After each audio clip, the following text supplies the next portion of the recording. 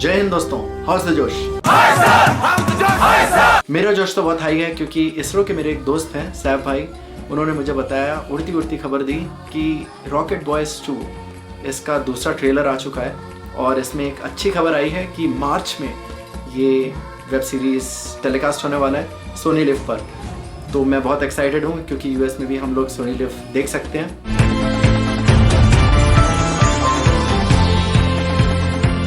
जो लोग इस चैनल पर पहली बार जुड़ रहे हैं उन्हें सबसे पहले नमस्ते और आपका वेलकम है इस चैनल पर। ये चैनल है देसी रॉकेट साइंटिस्ट, क्योंकि मैं हूँ एक रॉकेट साइंटिस्ट और मैं इंडियन पासपोर्ट होल्ड करता हूँ, इसलिए देसी नाम लगा रखा है। रॉकेट बॉयज 2 के कई सारे साइंटिस्ट और इंजीनियर्स जो मेरे इंस्पिरेशन रहे हैं वो अपने देश से बाहर निकल कर उन्होंने पढ़ाई की और इसी तरह मैं भी यहाँ पर ह्यूमन स्पेस फ्लाइट की पढ़ाई करने के लिए क्रेडल ऑफ एस्ट्रोनॉट्स या पर्ड्यू यूनिवर्सिटी में आ चुका हूँ, जहाँ पर 27 एस्ट्रोनॉट्स 27 एस्ट्रोनॉट्स हैं और 28th is in the making. तो यहाँ एक प्रोफेसर है, वो 28th एस्ट्रोनॉट बनने की कगार पर है। रॉकेट बॉयज 2 सीरीज़ पर वापस आते हैं। रॉकेट बॉयज 1 अगर आपने नहीं देख रखी तो मैं आपको हाईली रिकमेंड करूँगा कि आप जाकर उसे देखें और इस पर भी मैंने रिएक्शन और रिव्यू दोनों दे रखे हैं। रॉकेट बॉयज 2 का एक और ट्रेलर आया था, उस पर भी रिएक्शन दे रखा है मैंने, वो बहुत छोटा सा ट्रेलर था। लेकिन ये वाला जो ट्रेलर है ये देखते हैं और इसमें क्या हो रहा है वो पता लगाते हैं।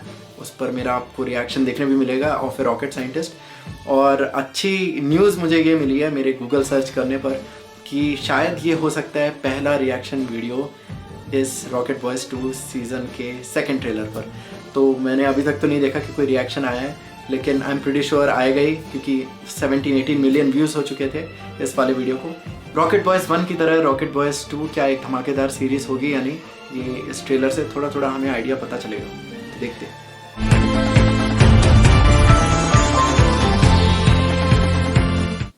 ऑल राइट, मैंने ईयरफोन्स लगा लिए हैं। मैडम एक बार फिर से सोच लीजिए, CIA निक्सन के पास जाएगी और निक्सन टेस्ट नहीं करने देंगे। The bomb is a necessity. Americans be Damn. बाबा यही एक्सपेक्टेड इन।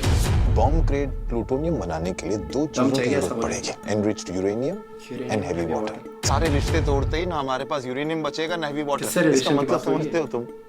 लाइकली यूएस लग रहा है। डॉक्टर ओमी बाबा वो हमेशा सबका नजर हमारे पर है, specially the CIA। Are there Blind सुन तो spots. करते हैं। Every day we get 2 blind spots of 30 minutes. 30 minute तो काफी नहीं है बॉम्ब ड्रॉम पे से बाहर ले सारा जाने के भाई Then what's the plan? Omi sir? से इतना ये new Americans themselves character are सारा soon भाई going to है give us the अपने solution कलाम to our साहब। problems. ओह अधूरी बिल्डअप हो रहा है पूरा मस्त। करने का वक्त आ गया है। The Buddha will smile. Indira Gandhi ji ने बोल दिया, मतलब अब होगा ही होगा। Buddha will smile. The Americans are on to us.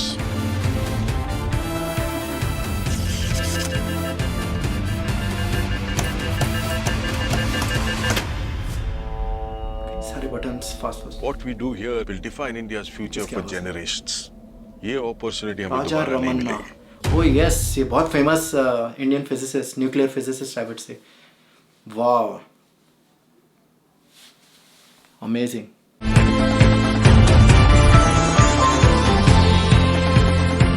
Well दोस्तों, मैं यही बोलूँगा कि ये ट्रेलर बहुत ही धमाकेदार है और ऑल्दो फर्स्ट वाले में मुझे ज़्यादा गूज़बम्प्स लगे थे इसलिए क्योंकि उसमें रॉकेट साइंस वाला पार्ट ज़्यादा था।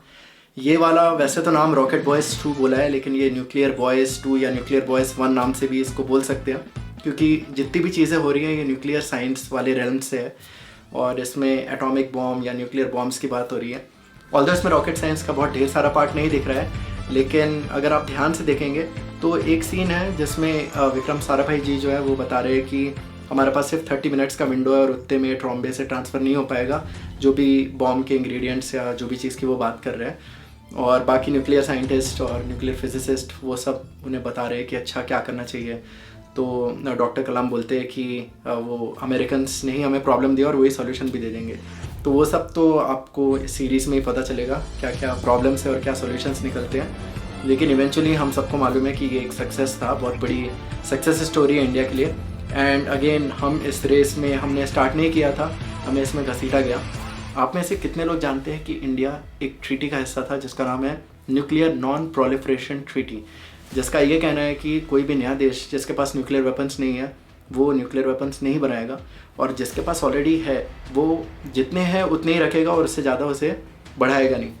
तो उसमें इंडिया का बहुत मेन रोल था कि वो चलो बनाई जाए ऐसी ट्रीटी, लेकिन बाद में इंडिया को आटे दाल का भाव एक तरीके से समझ में हमें आ गया, क्योंकि हमारे जो पड़ोसी हैं, we can not pick our neighbours, तो हमारे जो पड़ोसी हैं उनके आधार पर ही हमें ऐसी चीज़ें कुछ करनी पड़ी कि हम ऐसी रेसों का हिस्सा बन गए जो हम नहीं बनना चाहते थे। तो आइडियली तो हम नहीं चाहेंगे कि हम बहुत सारे हथियार रखें या उस पर बहुत ज़्यादा खर्चा करें, लेकिन अनफॉर्चुनेटली दुनिया ऐसे नहीं चलती, जो कमज़ोर है उसको दबा दिया जाता है और दुनिया शक्ति के आगे ही झुकता है। तो इसी के लिए हम लोगों ने अपनी जो ये न्यूक्लियर प्रोग्राम है इसको बहुत धड़ल्ले से चलाना चालू किया, और जितने भी इसमें आप साइंटिस्ट देख रहे हैं, कुछ तो हैं जो सीज़न 1 से आए हैं और कुछ जो है सीज़न 2 में इंट्रोड्यूस किए गए हैं, क्योंकि पहला वाला जो था वो कुछ और चीज़ के ऊपर था। ये वाला जो है ये ऑपरेशन स्माइलिंग होता जो 1974 में हुआ था, मई 18 को, उसके ऊपर ये बेस्ड है।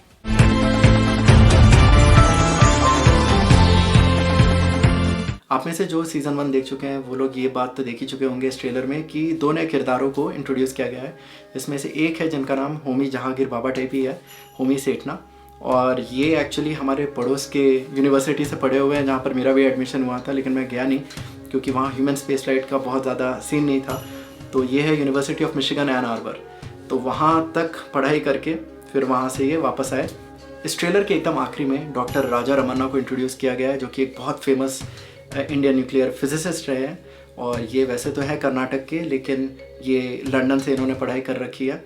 और इन्होंने बहुत दमदार बात बोली एंड में कि आज जो हम करने वाले हैं वो आगे आने वाली भारत की पीढ़ियों को डिफ़ाइन करेगा, और ये मौका हमें दोबारा नहीं मिलेगा। मुझे इस सीरीज़ के जो क्रिएटर्स हैं उनके बारे में ये बात बहुत सही लगी कि इन्होंने ऐसे महानायकों को कैप्चर किया है जिनको हम कई बार, इनके तो नाम भी ध्यान नहीं रहते हमको यही नहीं मालूम कि राजा रमन्ना कौन है, या फिर ये होमी भाभा तो हमें पता है, लेकिन होमी सेठना कौन है। तो ये जो चीज़ें हैं ना, ये क्रिएटर्स ने बहुत ब्यूटीफुली किया है, बहुत बढ़िया किया है, और जो कास्टिंग है इसमें जो एक्टर्स हैं वो एकदम बहुत बढ़िया टैलेंटेड एक्टर्स हैं। प्लॉट इसकी जो सीज़न 1 में था वो बहुत बढ़िया था, तो I am expecting the same.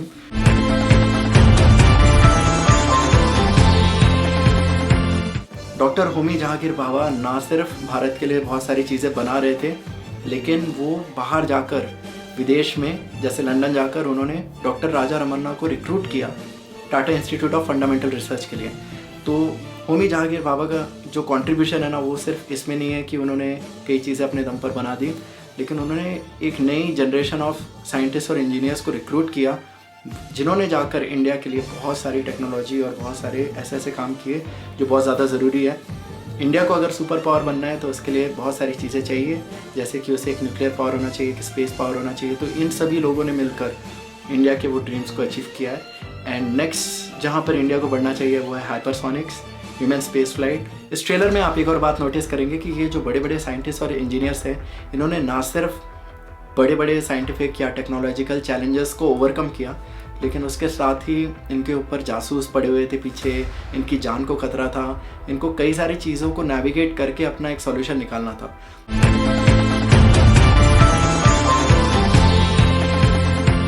Trailer में न्यूक्लियर साइंस का थोड़ा सा इंग्रेडिएंट देखने को मिलता है, जहाँ पर वो बात करते हैं कि अगर प्लूटोनियम बॉम्ब बनाना है तो उसके लिए एटलीस्ट क्या क्या इंग्रेडिएंट्स चाहिए और क्या क्या चीज़ें चाहिए, जबकि एनरिच्ड यूरेनियम की बात होती है, हैवी वाटर की बात होती है। तो वो जो प्लूटोनियम बॉम्ब है वो कुछ इस तरीके से बनता है। पहले यूरेनियम 238 को एक न्यूट्रॉन स्ट्राइक करता है और वो बन जाता है U-239, और उससे फिर एक इलेक्ट्रॉन निकलता है और उससे फिर बन जाता है नेपट्यूनियम, और उससे फिर एक और इलेक्ट्रॉन निकलता है और उससे बन जाता है प्लूटोनियम, जो कि है एक बॉम्ब।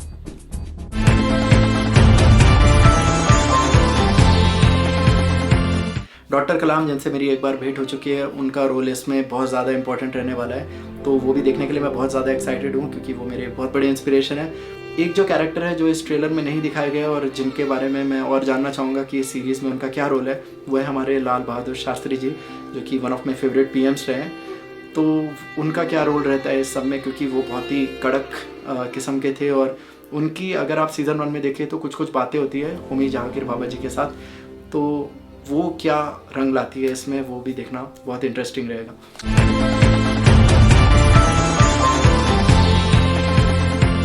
इस ट्रेलर में एक और चीज़ दिखाई गई है कि रिचर्ड निक्सन का नाम लिया गया और उनके साथ एक उनके सलाहकार थे NSA वाले किसिंजर। तो वो दोनों मिलकर क्या क्या करते हैं इंडिया के अगेंस्ट। और उस टाइम पे यही था कि अमेरिका पहले इंडिया के साथ आना चाहता था, लेकिन बाद में फिर इंडिया क्योंकि सोवियत यूनियन के ज़्यादा करीब हो गया तो अमेरिका को दुश्मन तो बनना ही पड़ा। तो जियो पॉलिटिक्स में यही रहता है कि आप कभी दोस्त हैं कभी दुश्मन बन जाते हैं, और आज इंडिया और यूएस बहुत तगड़े एलाइज हैं और क्वाड का हिस्सा है, लेकिन किसी ज़माने में ये कट्टर दुश्मन हुआ करते थे हम यूएस के साथ। और उनके जो प्रेसिडेंट निक्सन है वो हमारी जो प्राइम मिनिस्टर है इंदिरा गांधी, उनके बारे में बहुत अपशब्द कहा करते थे। अगर आपको टाइम मिले तो जाके देखिएगा कि क्या क्या बातें कर रखी है उन्होंने हमारे खिलाफ़ और इंडियंस को क्या बोल रखा है, बहुत ही तुच्छ बातें कर रखी है, तो वो भी आपको पढ़ने मिल जाएगी।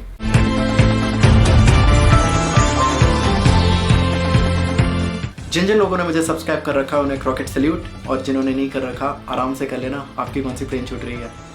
तो मार्च तो बहुत मस्त होने वाला है, और यहाँ पर एक्चुअली मार्च में यहाँ पर कॉलेज बास्केटबॉल बहुत होती है और उसको मार्च मैडनेस बोलते हैं। तो अगर आपको बास्केटबॉल में इंटरेस्ट है तो मैंने उस पर भी एक वीडियो बना रखा है, लेकिन अगर नहीं तो मैं आपकी तरह ही जाकर मार्च में ये सीरीज़ देखने वाला हूँ और बिंज वॉच करके ख़त्म करने वाला हूँ, क्योंकि मैं ऑलरेडी रॉकेट बॉयज़ 1 एटलीस्ट 3-4 बार देख चुका हूँ। तो अब तो मज़ा आएगा कि सीज़न 2 में देखते हैं स्माइलिंग बुद्धा कैसे कैसे करके हमने करा दिया।